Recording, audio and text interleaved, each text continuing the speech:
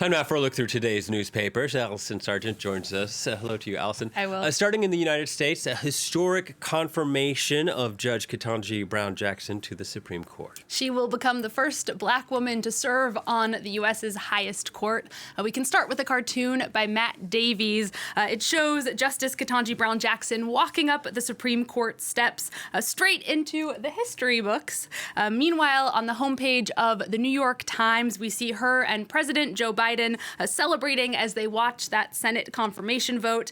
The paper points out that when she replaces Justice Breyer later this year, the court will finally look more like the nation that it serves. For the first time, 4 out of 9 of the justices will be women. There will also be altogether 2 black justices and 1 Latina. But the New York Times continues, the reality is that her appointment will do nothing to alter the basic dynamic of the court that remains dominated by 6 Republican appointees. Yeah, and we saw this during the confirmation process, a very sort of politicized nature of the U.S. Supreme Court. Yeah, 3 Republicans did end up voting with Democrats, but many others were aggressively opposed to her appointment.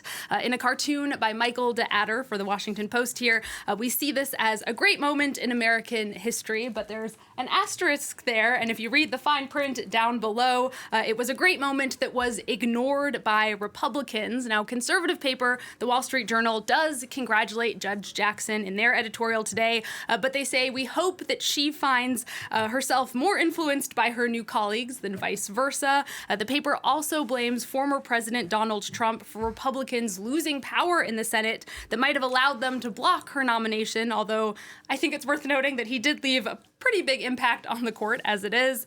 Now, despite Republican senators knowing that they couldn't stop Judge Jackson's appointment, they still really viciously attacked her during the confirmation hearings, a mistreatment that really shocked many in the U.S., including Anita Hill, who has written an op-ed here for the Washington Post. Now, Anita Hill knows what she's talking about. You may remember she faced famously hostile questioning when she testified at Clarence Thomas's confirmation hearings when she accused him of harassment. She writes that the judge confirmation process is broken, and the Senate Judiciary Committee should adopt new standards so that witness badgering is no longer tolerated. We're returning now to France, where the presidential election just 2 days away, and there's a new resource for English speakers looking for French news. French newspaper Le Monde has just launched an English language website. It went live yesterday. The paper is hailing it as a new milestone in their history. It's mostly made up of original Le Monde articles translated into English. As you can imagine, Will, lots of election content right now. Now, I wanted to flag it up in part to our viewers because as a French TV channel, France 24 is subject to electoral silence laws until Sunday. So in the meantime, Le Monde in English now, a good place for you to get your news, along with our own website, of course. Yes, and in other media news, Russia's oldest independent newspaper is launching a new Europe-based media outlet in a bid to avoid censorship. Yeah, the Novaya Gazeta suspended their operations in Russia last month. That was in the wake of Russia's new media law restricting coverage of the war in Ukraine. We read here in the Moscow Times that next week they will officially launch Novaya Gazeta Europe. It's going to be made up of journalists who have decided to leave Russia, and it's going to be available in Russian and English and potentially Latvian. It will be kept completely separate from the Russian version of the paper in order to protect all of the journalists working on it. Now, speaking of protecting journalists, the Novaya Gazeta's editor, Dmitry Muratov, was actually attacked on a train in Moscow on Thursday. Muratov, you may remember, jointly won the Nobel Peace Prize last year for his fight to defend freedom of speech in Russia.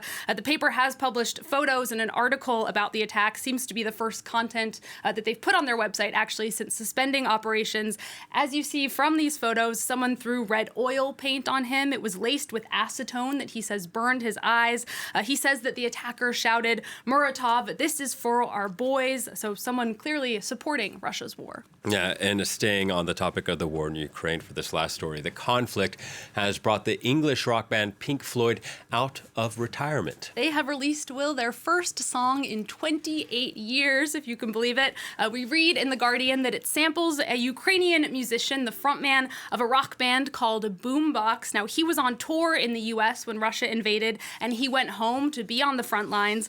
The collaboration was spearheaded by Pink Floyd guitarist and singer David Gilmour, whose daughter-in-law is Ukrainian. He said he had to do something about what he called an extraordinarily crazy, unjust unjust attack by a major power on an independent, peaceful, democratic nation. Let's take a listen to a little bit of their single, Hey, Hey, Rise Up.